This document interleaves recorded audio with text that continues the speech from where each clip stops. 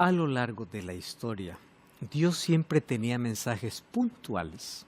Por ejemplo, para la época de Noé, para el pueblo antediluviano, el mensaje era: hay un diluvio o va a venir un diluvio y todos ustedes necesitan entrar al arca. Es decir, en el tiempo de Noé, la verdad presente para esos días era: si ustedes no quieren perecer en el diluvio, tienen que entrar al arca. ¿Cuál era el mensaje presente en los días de Juan el Bautista? En los tiempos de Juan el Bautista, él fue enviado para preparar el camino para la venida de Jesús. El mensaje o la verdad presente para ese tiempo era que Jesucristo estaba viniendo o había llegado para poder comenzar a hablar acerca del reino de los cielos. He aquí el Cordero de Dios que quita el pecado del mundo. Juan el Bautista tenía una verdad presente para su tiempo. El Cordero de Dios ya está con nosotros. En el tiempo de los profetas Jeremías o del profeta Jeremías, el mensaje o la verdad para ese tiempo era: ustedes tienen que confiar en Dios y tienen que hacer lo que Él os pide. Y si en su voluntad está que ustedes puedan rendirse a Babilonia, háganlo. Por favor, no desobedezcan la orden de Dios. Y la pregunta es: ¿hay un mensaje presente para el tiempo del fin, para nosotros? ¿Una verdad urgente? Pues sí lo hay. Y ese último mensaje lo encontramos en el libro de Apocalipsis. Así que hoy hablaremos un poco sobre esa verdad presente. Bienvenido, está comenzando Biblia Fácil. Este es nuestro último encuentro de esta serie, de esta temporada, Respuestas.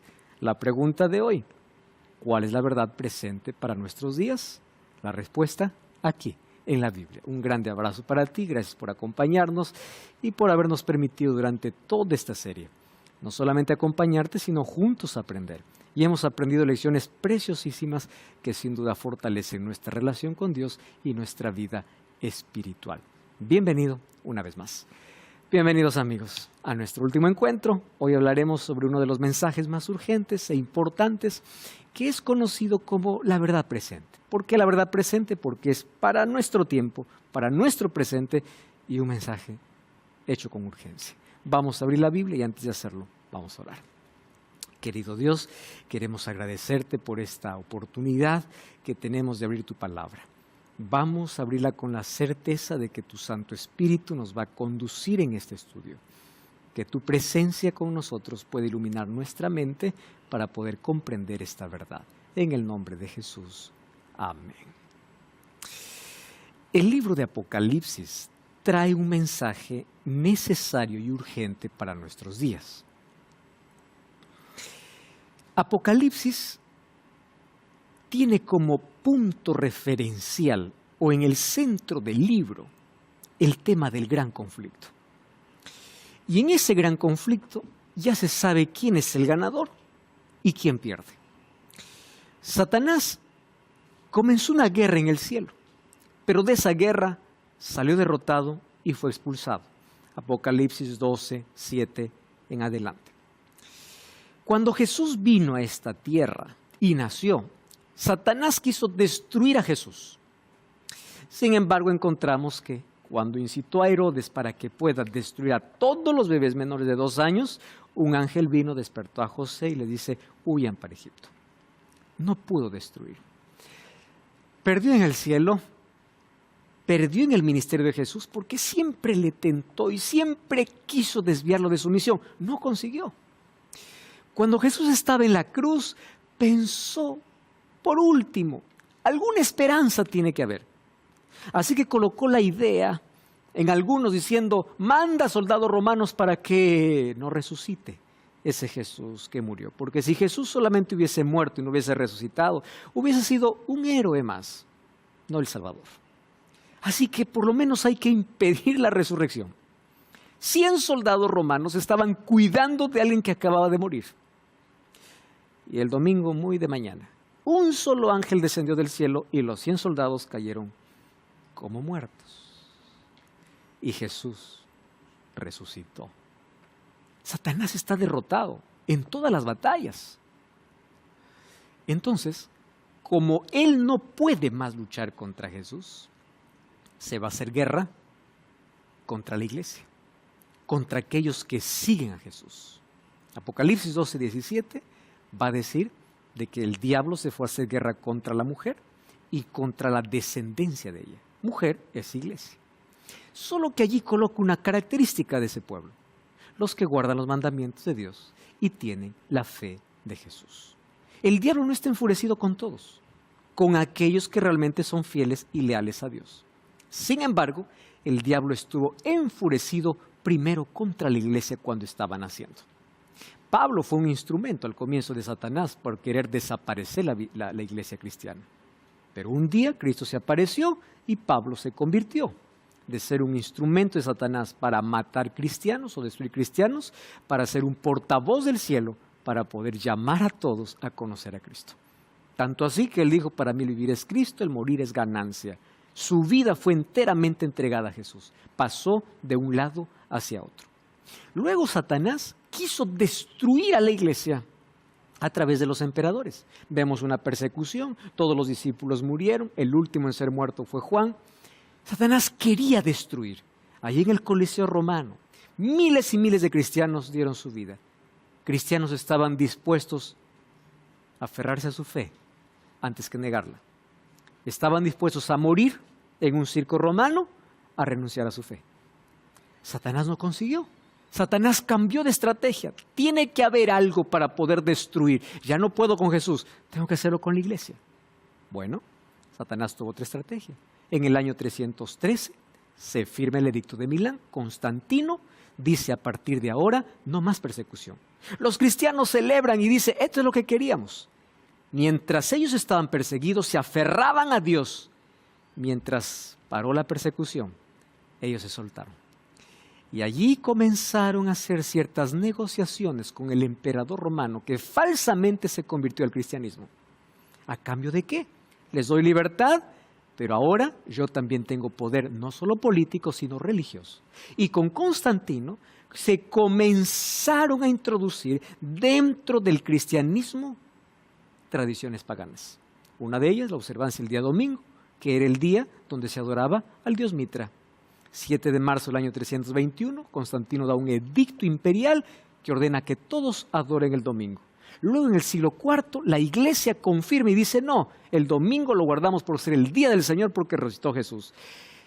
En el año 538, después de que el emperador romano sale de escena, aparece el obispo de Roma teniendo autoridad.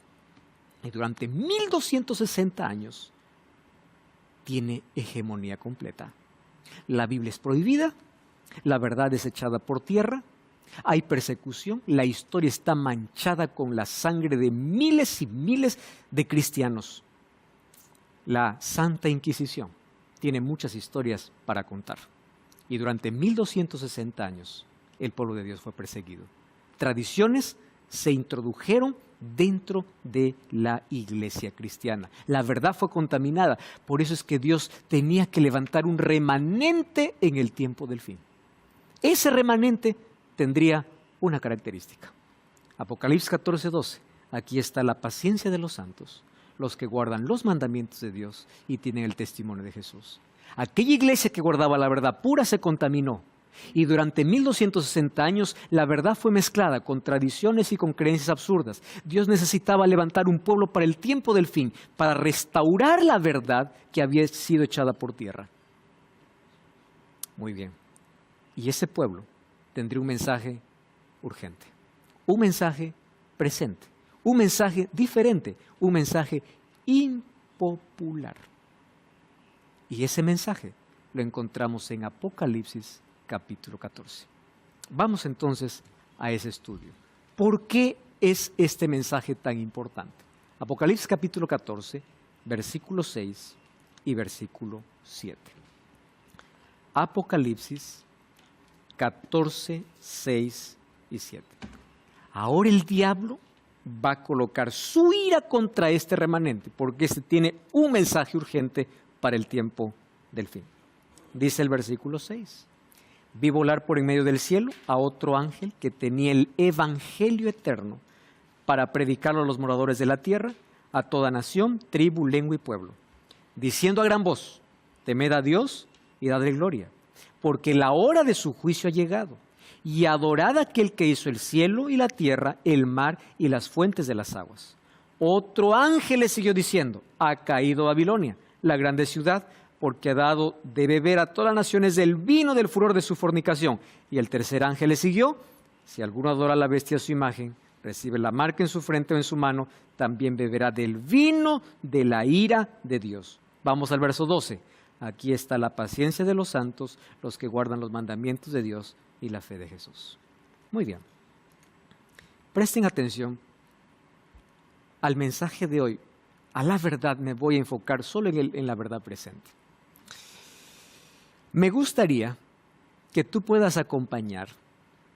Hemos hecho 2 series en Biblia Fácil solamente de Apocalipsis 14.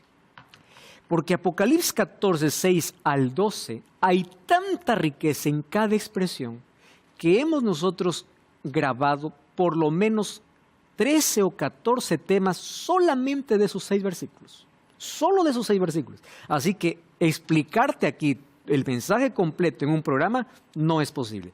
Así que yo te invito a buscar el programa o la serie de Biblia Fácil, Mensaje de los 3 ángeles. Pero hoy voy a por qué este mensaje es importante. Es el objetivo de este programa. ¿Correcto? Primero, vi volar en medio del cielo otro ángel. ¿Este ángel es literal o es simbólico? Primero tenemos que entender que los ángeles que aquí son mostrados no representan ángeles literales. Porque ningún ángel va a aparecer en el cielo diciendo, temed a Dios y dadle gloria, la hora de su juicio ha llegado. En la Biblia, la palabra ángel, angelus, significa mensajero. Puede ser un ángel celestial o puede ser un mensajero humano. La palabra angelus puede estar ubicado para los dos. Por ejemplo, vamos a Mateo capítulo 11, versículo 10. Mateo capítulo 11, versículo 10. Solamente para colocar uno como ejemplo, ¿correcto? Mateo 11, 10. Dice así. Porque este es de quien está escrito, he aquí yo envío mi mensajero delante de tu faz, él preparará tu camino delante de ti. ¿Cuál es el problema en la traducción? Aquí algunas versiones lo traducen así. Está escrito, yo envío mi ángel delante de ti. Otras versiones lo traducen como ¿qué? Como mensajero. Pero en el idioma original está el angelus, o el ángel, que es la misma expresión de Apocalipsis capítulo 14. Entonces, ángel, que es mensajero, puede ser un ser celestial o puede ser un ser humano que tiene un mensaje que dar. El pueblo de Dios en el tiempo del fin tiene un mensaje dividido en 3 partes. ¿Cómo comienza el mensaje?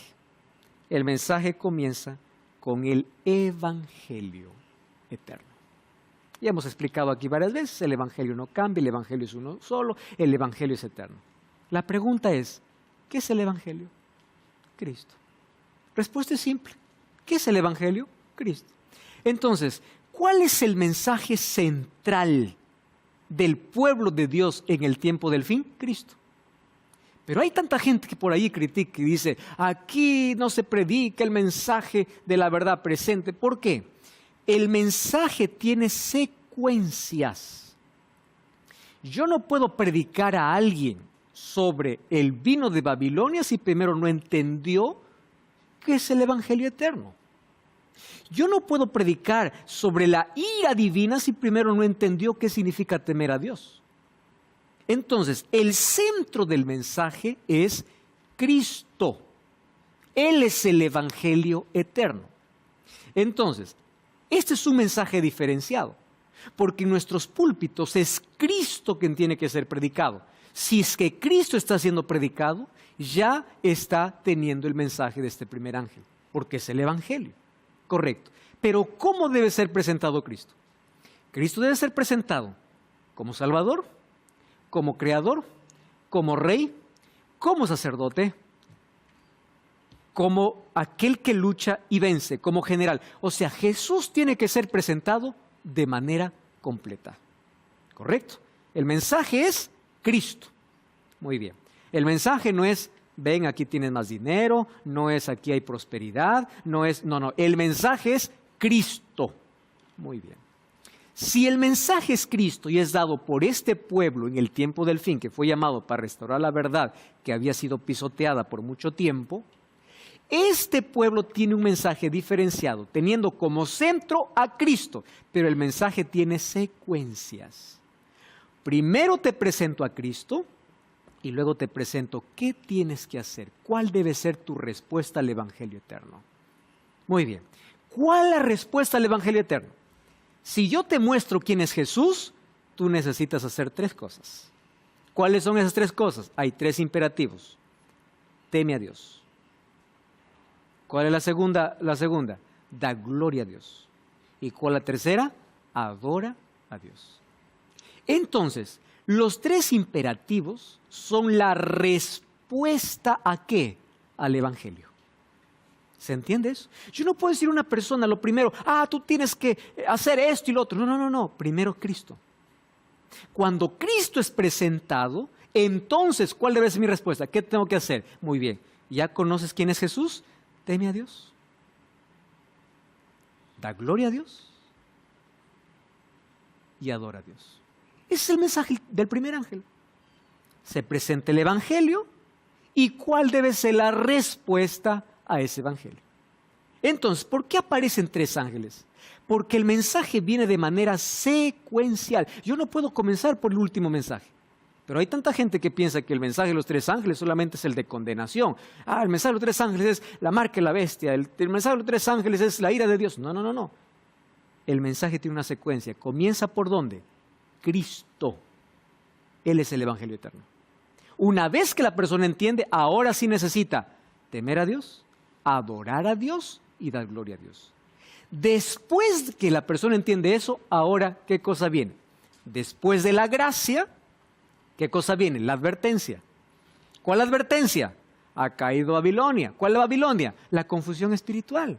Cuidado, no creas todo lo que se dice, porque hay vino.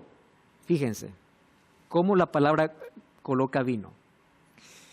La Biblia dice que el jugo de uva fresco representa la sangre de Cristo. ¿Y el vino qué cosa es? Es el jugo de uva fermentado. ¿Qué significa vino en la Biblia? La pureza de la sangre, ¿qué cosa fue? Fermentada. Fue adulterada. ¿Cuál es el vino? Todas las enseñanzas donde se mezcla la Biblia con filosofías, con argumentos. Eso no es lo que hemos visto en nuestra temporada, como la inmortalidad del alma se infiltró, el concepto de alma, de infierno. ¿De dónde vino? De afuera. Y se mezcló y se hizo una confusión. Babilonia viene de Babel. Babel es confusión de lenguas. Aquí es confusión de ¿qué? De creencias, de fe. Todo se mezcla. Cuidado, ahí viene la advertencia. Primero viene el Evangelio eterno, Cristo. ¿Cómo debe responder a ese Evangelio? Luego, cuidado, no creas todo lo que por allí se dice. Analiza cuál es el vino y cuál es el jugo puro. ¿Cuál es la sangre de Cristo y cuál es la verdad contaminada? Es la advertencia. Ha caído Babilonia. Y con su vino ha dado de beber a reyes, a gobernantes. O sea, todos están embriagados. ¿Embriagados qué significa? Ellos ya no tienen más conciencia de lo que están creyendo. Tú preguntas a alguien y dices, ¿por qué haces esto? No sé, mi familia, por mi herencia familiar. No tiene más consistencia. ¿Por qué? Porque el pastor lo dice, porque la iglesia lo dice. ¿Cómo que eso? Porque la Biblia lo dice. ¿No será que estás bebiendo vino de Babilonia en lugar de beber el jugo puro que representa la sangre de Cristo? Y luego viene la consecuencia. Si alguno continúa en el error, entonces recién viene la ira de Dios. ¿Entendieron cómo viene el mensaje? En secuencia. Yo no puedo hablar primero de la consecuencia sin primero hablar del Evangelio eterno. Evangelio eterno, respuesta, advertencia y consecuencia. Por eso hay un llamado. Salí de ella, pueblo mío. En Apocalipsis 18:4 dice, sal de Babilonia. Deja la mentira, deja aquellas filosofías huecas y mezcladas con argumentos filosóficos y griegos. Ven a la verdad. Esa es la invitación. y ese es el mensaje urgente. Este mensaje es impopular. ¿Y por qué es impopular? Porque habla de temer a Dios. ¿Y temer a Dios qué cosa es? No es tener miedo. Temer a Dios es obedecer a Dios. Así que hablar de la obediencia a los mandamientos de Dios no es popular. Es más, muchos pastores no lo predican desde los púlpitos porque tienen miedo a perder gente. Adora a Dios. ¿Cómo adora a Dios? Guarda el sábado. Dios lo separó desde el comienzo. Da gloria a Dios. ¿Cómo doy gloria a Dios? Con mi cuerpo, con mi salud, con mis hábitos. ¿Cómo doy gloria a Dios? Reflejando el carácter de Dios en mi vida. Es la respuesta al Evangelio. Este es un mensaje impopular.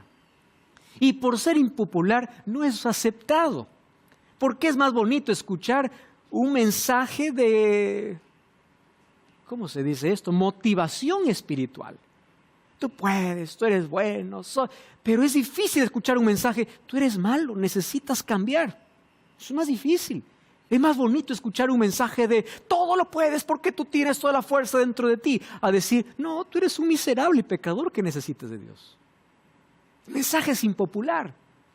Obedece los mandamientos de Dios, no es un mensaje popular.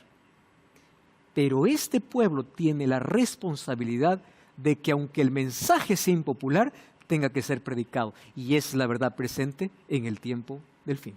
Teme a Dios. La hora de su juicio ha llegado. Adora a aquel que hizo el cielo, la tierra y las fuentes de las aguas. Entonces, primero la buena nueva, luego la caída de Babilonia y luego las consecuencias. Primero se presenta la gracia y después se presenta el juicio. Vamos entonces, ¿cuál es la respuesta a ese evangelio eterno? Primero, teme a Dios. ¿Qué significa temer a Dios? Ya dije, no es tener miedo. ¿Qué dice la Biblia al respecto de temer a Dios? Eclesiastés 12, 13 y 14 dice así. El fin de todo el discurso oído es este. Presten atención. Ustedes van a encontrar siempre la palabra temor con obediencia. Teme a Dios y guarda sus mandamientos porque esto es el todo del hombre. Para mí este texto es tan completo que Apocalipsis capítulo 14, cuando habla de juicio, aquí está hablando de que el juicio viene, pero aquellos que temen a Dios y son obedientes, ellos pueden pasar el juicio. Miren cómo coloca Salomón. Teme a Dios y guarda sus mandamientos, todo el hombre, porque Dios traerá toda obra ¿qué? A juicio. Muy bien, si nosotros retrocedemos allí al mensaje del primer ángel, ¿qué cosa es? Teme a Dios y dale gloria, porque la hora de su juicio, ¿qué cosa? Ha llegado. La obediencia es temer a Dios. Y aquel que obedece a Dios y teme a Dios, no teme el juicio. ¿Por qué creen ustedes? ¿Por qué hay una conexión directa entre obediencia y juicio? Hay una razón simple. Porque en el juicio todos seremos juzgados por la ley de Dios.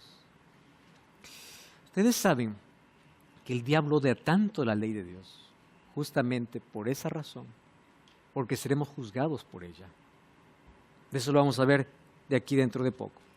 Muy bien, el Evangelio eterno incluye entonces observar la ley de Dios, que es la expresión del carácter de Dios. No es contraria a la gracia, ya lo hemos visto aquí, nos lleva a reconocer nuestra necesidad de la gracia divina y por la fe no anulamos la ley. Deuteronomio 10, 12 y 13. Israel, ¿qué pide Dios de ti? Otra vez, que temas a Jehová tu Dios. ¿Y qué significa temer a Dios? Andes en sus caminos, que lo ames, que lo sirvas con todo tu corazón y con toda tu alma, que guardes los mandamientos de Jehová que yo te prescribo hoy para que tengas prosperidad. Temor a Dios no es tener miedo a Dios. Temor a Dios, guardar sus mandamientos, es andar en sus caminos, es amarlo, es servirlo con todo corazón y con todo el alma. ¿Qué es temer a Dios? Deuteronomio 13:4. En pos de Jehová vuestro Dios andaréis y a Él temeréis. La palabra temer está asociada a la palabra caminar con Él. Guardaréis sus mandamientos, escucharéis su voz, a Él serviréis y a Él seguiréis. ¿Qué cosa temer a Dios? Andar con Él, guardar sus mandamientos, escuchar su voz, servir a Él y seguirle a Él. Es interesante que la palabra seguiréis Es la misma expresión que aparece en Génesis capítulo 2, versículo 18. Cuando dice que el hombre, 18 al 24, Génesis 2, 18 al 24, cuando dice que el hombre se unirá a su mujer y serán una sola carne. Esa palabra unir es más o menos como pegar. Es la misma idea de aquí. Temer a Dios significa guardar sus mandamientos, escuchar su voz y a Él seguir. La palabra seguir es andarás pegado a Él, unido a Él. Porque la misma expresión que se usa en Génesis 2, se usa también en Deuteronomio capítulo 13, versículo 4. Temer a Dios, ¿qué cosa es? Ama a Dios. Pero nadie dice, yo amo a Dios y lo desobedezco. Jesús dice, si me amas, guarda mis mandamientos. Por eso el amor está ligado ¿a qué? A la obediencia. Está conectado. ¿Estás entendiendo la necesidad de entender la verdad presente en el tiempo del fin? La verdad presente para nuestro tiempo. Necesitas abrir la Biblia. Para eso yo quiero colocar en tus manos una revista, la revista En la Mira de la Verdad. Aquí tú vas a encontrar temas esenciales para que podamos comprender mejor el plan de salvación. De esa manera podemos ser fieles y obedientes a Dios en todo lo que Él nos pide en su palabra. Solicítalo totalmente gratis a nuestro WhatsApp más 5512 98 100 14 60. Es totalmente gratis, así que puedes ahora mismo solicitar la revista Esperanza en la Mira de la Verdad. Muy bien, hoy estamos hablando sobre la verdad presente, la verdad urgente, la verdad para nuestro tiempo, la verdad que debe ser proclamada antes que Jesús regrese. Vamos a continuar. Hasta aquí hemos visto que temer a Dios significa obedecer a Dios, amar a Dios, servir a Dios, reverenciar a Dios. El Evangelio eterno es Cristo. Cristo es el Evangelio. Muy bien. Es eterno porque incluso antes de que Dios pueda crear al ser humano, ya había un plan de salvación. Antes de que Dios diga haya luz, se dijo haya cruz. Y dice la Biblia que el Cordero fue muerto desde antes de la fundación del mundo. Eso significa que allá había un plan de rescate. Por eso que el Evangelio es Cristo. Es Cristo. La respuesta, ¿qué hago cuando yo comprendo quién es Cristo? O le obedezco, guardo sus mandamientos, lo amo, lo sirvo, doy gloria a Dios y lo adoro como Él me pide. Ahora, ya hemos descubierto que es temer a Dios, ahora vamos a la siguiente parte. La hora de su juicio ha llegado. Les voy a hacer una pregunta. Este mensaje del primero, segundo y tercer ángel se está predicando antes de que Jesús venga, porque es el último mensaje de advertencia al mundo, ¿correcto? Y si ustedes se dan cuenta, hay un detalle en ese mensaje. No dice la hora de su juicio llegará, dice la hora de su juicio ha llegado. Quiere decir que cuando este remanente surge en el tiempo del fin, ya comenzó en el cielo, ¿qué cosa? Un juicio. Con el mensaje del primer ángel, porque el pueblo remanente ahora ha venido a existir, que son los que guardan los mandamientos de Dios y tienen la fe de Jesús, aquel pueblo que viene para rescatar las verdades perdidas que durante 1260 años fueron echadas por tierra. Cuando comienza ya a predicar este pueblo, la hora del juicio en el cielo, ¿qué cosa? Ya comenzó. ¿Qué significa? Todas nuestras acciones están siendo hoy pesadas, nuestra vida. Y el juicio obviamente comienza por los muertos. ¿Por qué por los muertos? Cuando uno muere ya definió su destino. Y continúa con los vivos. 2 Corintios 5:10 dice que todos compareceremos ante el juicio. La pregunta es, ¿cómo voy a llegar porque si el juicio se realiza en el cielo, ¿cómo llego al cielo? ¿Acaso alguien va a decir, a ver ahora Joel, sube, vamos a analizar tu vida? ¿Cómo? Nosotros llegamos ante el tribunal divino a través de los registros de nuestra vida. Porque todos los días se está registrando nuestras acciones, nuestras actitudes, nuestras palabras. Jesús nos dijo, cuídate de poder hablar mal contra tu hermano. Y si alguien dice a su hermano necio, será culpado en el juicio, porque por vuestras palabras seréis justificados o por vuestras palabras seréis juzgados. Nuestras palabras, nuestras intenciones, nuestras acciones, a través de registros, llegan ¿a dónde? Ante el tribunal divino. Así que todos pasamos por un juicio. Entonces, en este juicio se determina quién se salva, quién se pierde. Se determina quién realmente es creyente y quién no, porque algunos que pueden tener la máscara pero no son. ¿Quién de los muertos resucita en la primera resurrección y quién resucita en la segunda? Todo se define ¿dónde? Ahora, porque la hora de su juicio ha llegado. ¿Cuándo comienza ese juicio? Vamos a Daniel. Vamos, Daniel capítulo 7. Daniel capítulo 7. Vamos a leer versículo 9 y versículo 10. Estuve mirando hasta que fueron puestos tronos. Se sentó un anciano de días, cuyo vestido era blanco como la nieve, el pelo de su cabeza como lana limpia, su trono llama de fuego, las ruedas del mismo fuego ardiente, un río de fuego procedía y salía de delante de él, millares de millares le servían, millones de millones asistían delante de él. Está hablando de una escena ¿dónde? En el cielo, ¿correcto? Muy bien. ¿Y qué dice? El juez se sentó y los libros fueron abiertos. Perfecto. Me está llevando ¿a qué cosa? A una escena de juicio. La pregunta es, ¿y quién es este juez? ¿Quién está haciendo este juicio? El juez se sentó y comenzó a analizar. Vamos a Juan. Correcto. Vamos al libro de Juan capítulo 5, versículo 22. Juan capítulo 5, verso 22. ¿Qué dice ahí? Porque el Padre a nadie juzga, sino que todo el juicio dio al Hijo. ¿Se acuerdan que yo les dije que Jesús y el Espíritu Santo ya aparecían en el Antiguo Testamento, pero no revelado como en el Nuevo? El juez que se siente en Daniel 7, ¿quién es? Cristo. Porque Juan 5:22 dice que el Padre no es el que realiza el juicio. ¿Quién es el que realiza el juicio?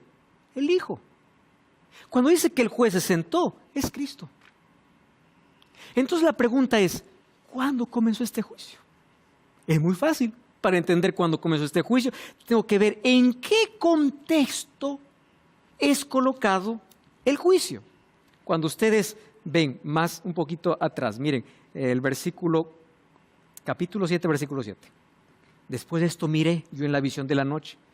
Una cuarta bestia espantosa y terrible, en gran manera fuerte, tenía unos dientes grandes de hierro, devoraba, desmenuzaba y las sobras hollaba sobre sus pies, y era muy diferente de todas las veces que vi antes de ella. Tenía 10 cuernos.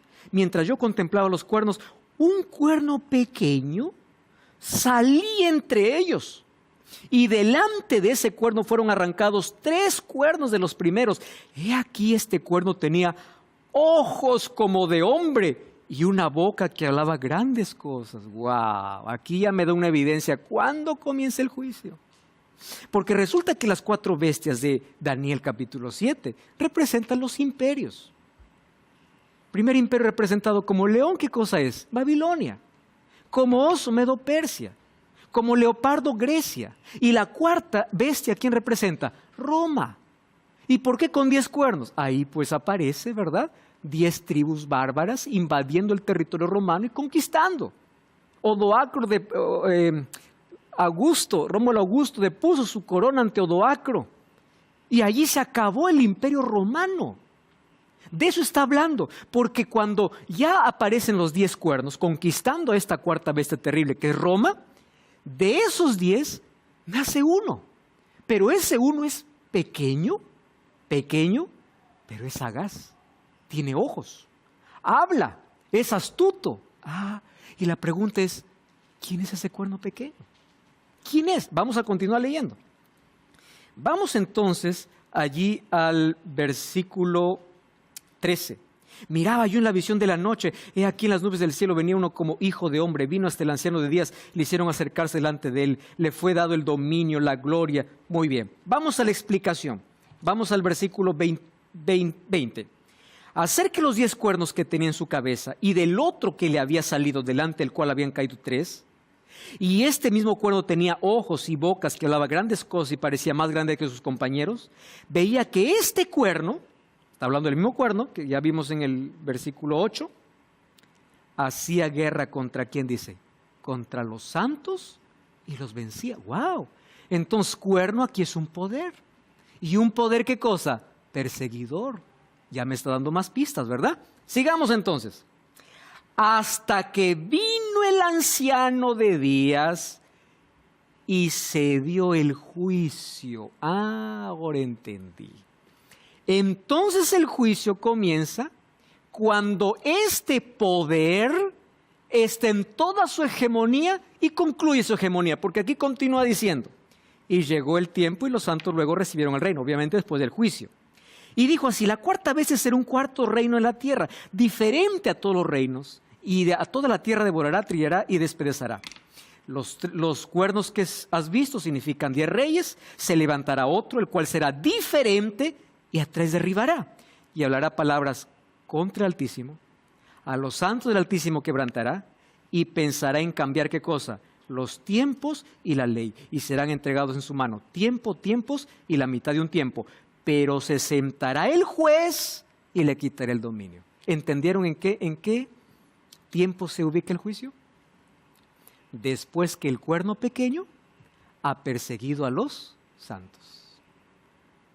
Está claro, para ver en qué momento comenzó el juicio. ¿Quién es ese cuerno pequeño?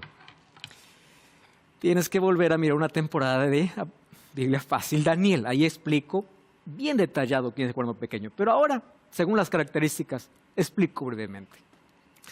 Es un poder que cuando surge del mismo Roma, no viene de otro imperio, es romano. Cuando surge, 3 caen. Resulta que habían 3 tribus bárbaras que no estaban de acuerdo con la autoridad del obispo de Roma. Porque cuando sale de escena el emperador romano, la figura principal en Roma es el obispo, que luego vino a ser el sistema papal. ¿Qué hace este poder? Persigue a los santos. Miremos la Santa Inquisición, miremos los 1260 años, ¿verdad?, de persecución y de Edad Media y de oscurantismo y de tantos abusos y de tantas ideas paganas entrando dentro del cristianismo. Después de todo eso, viene ¿qué cosa? El juicio. La pregunta es, ¿cuándo concluyó toda esa hegemonía? 1798, cuando el general Berthier toma preso al Papa Pío VI en la Capilla Sixtina mientras estaba celebrando su día de coronación, le toma preso y le quita todo, absolutamente todo el derecho. Y fue llevado a la cárcel. Acabó toda esa hegemonía. Eso significa que el juicio tiene que comenzar después de 1798. Por eso cuando estudiamos la profecía de las 2300 tardes y mañanas, encontramos que el juicio comienza en el cielo ¿cuándo? En 1844, justamente después que ese poder hizo lo que quiso. Solo que ese poder no ha terminado, porque según Apocalipsis 13, en el tiempo del fin, esa herida será sanada y toda la tierra lo adorará. Bueno, ese es otro tema. ¿Correcto? Sin embargo, el juicio está ubicado después de 1798. ¿Qué cosa es lo que hace? Miren lo que hace este cuerno pequeño. Capítulo 8, versículo 11. Se engrandeció contra el príncipe de los ejércitos. Por él fue quitado el continuo sacrificio. El lugar de su santuario fue echado por tierra. A causa de la prevaricación le fue entregado el ejército junto con el dominio y el sacrificio. Y echó por tierra la verdad. Hizo cuanto quiso y prosperó. ¡Wow! O sea, todo lo que se vivió en la Edad Media ya estaba profetizado aquí, en Daniel capítulo 7 y capítulo 8. Allí es donde comienza el juicio. Entonces ahora estamos viviendo una época de juicio. Por eso es que el pueblo de Dios que se levanta en 1844, después de un chasco, se levanta con un mensaje diferente. ¿Y por qué se levanta después de un chasco? ¿Saben por qué? Porque en el año 1798, prisión del Papa. 1833, estrellas cayeron del cielo. 1755, gran terremoto de Lisboa. Todos los eventos decían, algo está pasando. Y en los Estados Unidos comienza una investigación. Jesús está volviendo. Y llega la profecía de las 2300 tardes y mañanas.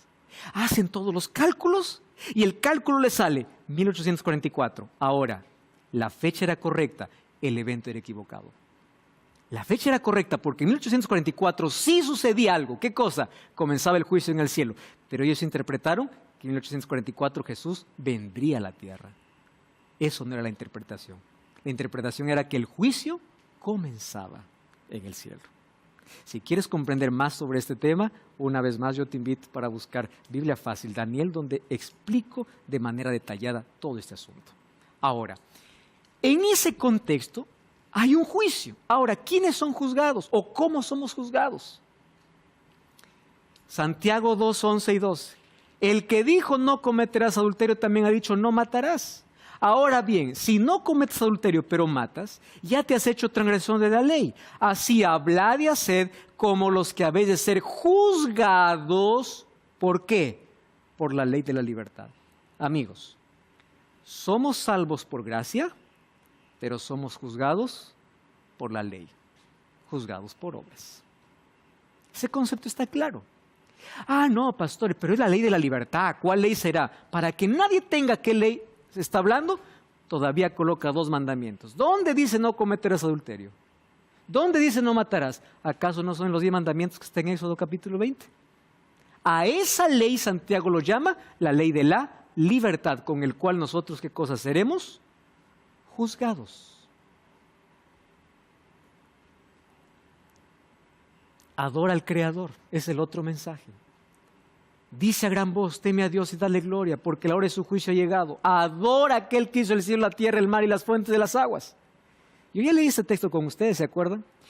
Cuando dice adora a aquel que hizo el cielo, la tierra, el mar y las fuentes de las aguas, es exactamente lo que dice Éxodo 28 al 11 cuando habla del sábado. Acuérdate del sábado para santificarlo, 6 días trabajarás y harás toda tu obra. Y en el versículo 11, ¿qué cosa dice? ¿Por qué tienes que guardar el sábado?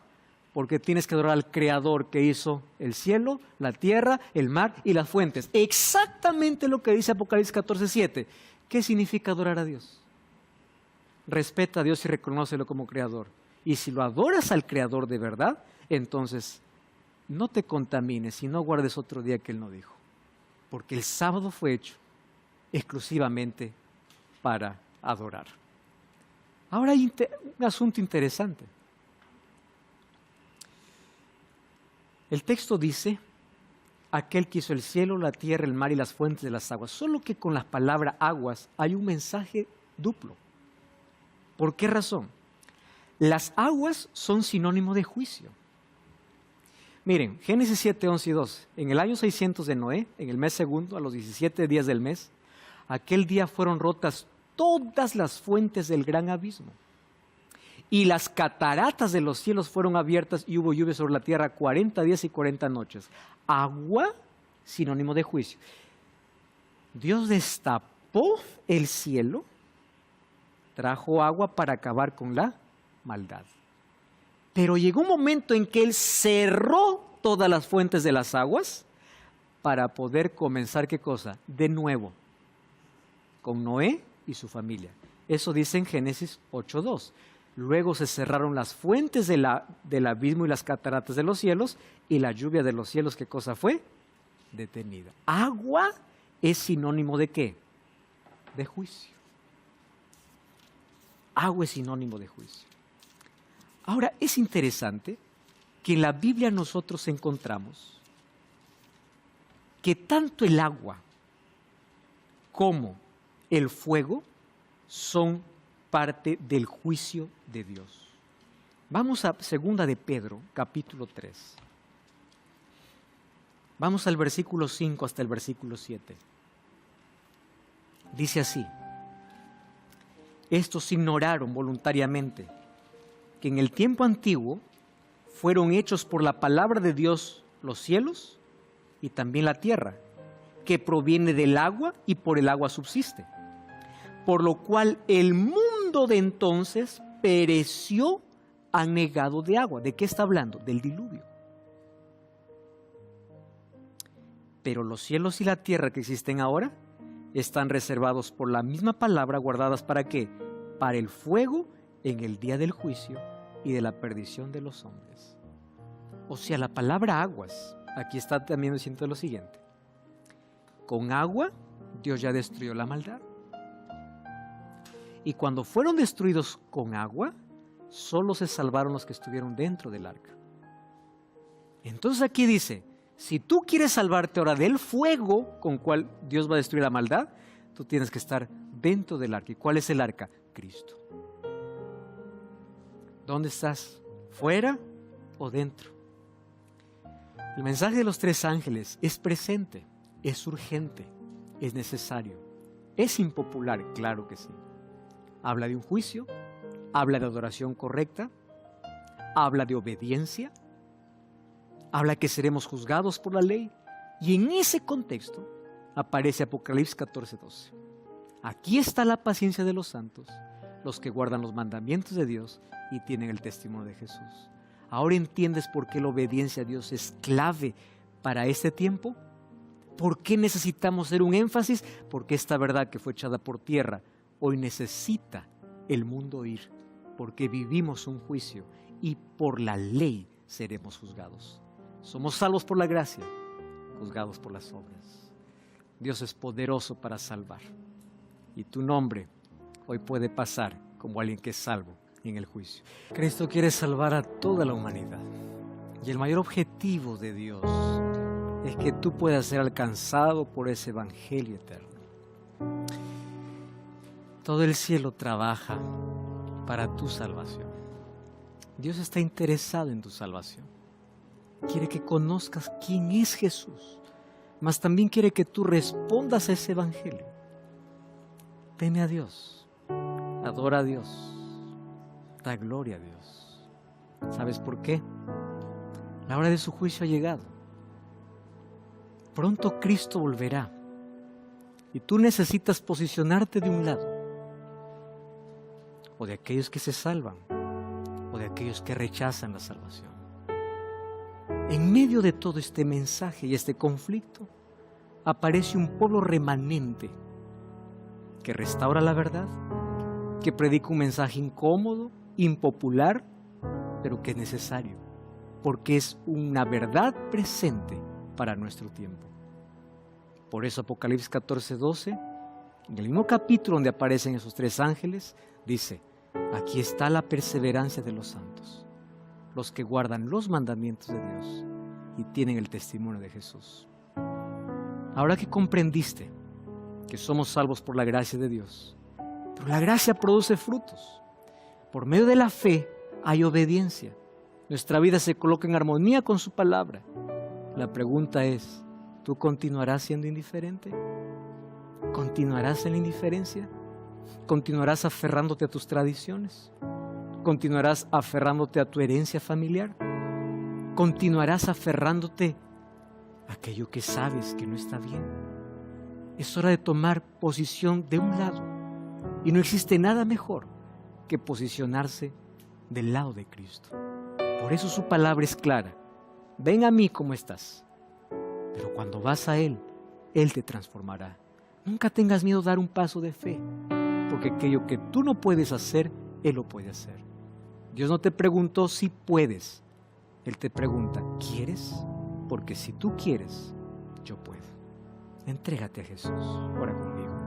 Gracias, Señor, porque durante toda esta serie comprendimos más tu amor y tu palabra. Ayúdanos a aceptar la verdad y a posicionarnos de parte de la verdad. Que nuestras decisiones no sean por emoción, sino por convicción, teniendo una base sólida que es tu palabra. Danos tu bendición. Acepta nuestra entrega. Ayúdanos a tomar una decisión firme para estar contigo. En el nombre de Jesús. Amén. Te invito, como siempre, a buscar una iglesia adventista el séptimo día. Allí te espero. Si Dios lo permite, nos vemos en la próxima temporada. Hasta la próxima. La verdad me gustó la experiencia, bastante increíble, la verdad. Con el pastor Joel presente, es un gran pastor. Me voy con un montón de aprendizaje, y espero al decir esto no emocionarme, porque tengo una facilidad para emocionarme impresionante, pero estoy ahí, estoy al límite. Oh, una experiencia maravillosa, única. Creo que, bueno, cuando conocí al pastor Joel, cuando empecé a estudiar Biblia Fácil, dije, quiero estar ahí, yo tengo que estar ahí. Y bueno, Dios me trajo hasta acá, me llevo la mejor experiencia de mi vida. He aprendido más cosas que te sirven de repente para rebatir a otras personas y enseñarles también. Fue un programa que marca mucho en mí, mucho, porque me hizo darme cuenta de muchas cosas y en base a eso, darme cuenta de muchas cosas, puede tomar decisiones importantes, muy, muy importantes. Porque no me voy solamente llena de conocimiento, que de eso no me cabían dudas, sino de haberlos conocido a ustedes, de la hora que es Nuevo Tiempo, del propósito de Dios acá conmigo. Me hizo tomar una gran decisión de vida y de la que estoy segura que no me voy a arrepentir. Nunca pensé estar acá. De hecho, mi pastor virtual es Joel, entonces con él volví a leer la Biblia y estar aquí para mí es alguna bendición. El mensaje que te doy, la verdad, es el siguiente. Sigue estudiando la palabra de Dios, sigue aventurándote en la Biblia, porque en la Biblia encontramos la salvación, la fe y el amor que Cristo tiene hacia nosotros. Si puedo decirle algo a la audiencia que está mirando, es que siempre busquen a Cristo, búsquenlo a través de la palabra, busquen la verdad, que el Señor los guíe y que dejen que el Espíritu Santo actúe en sus corazones siempre.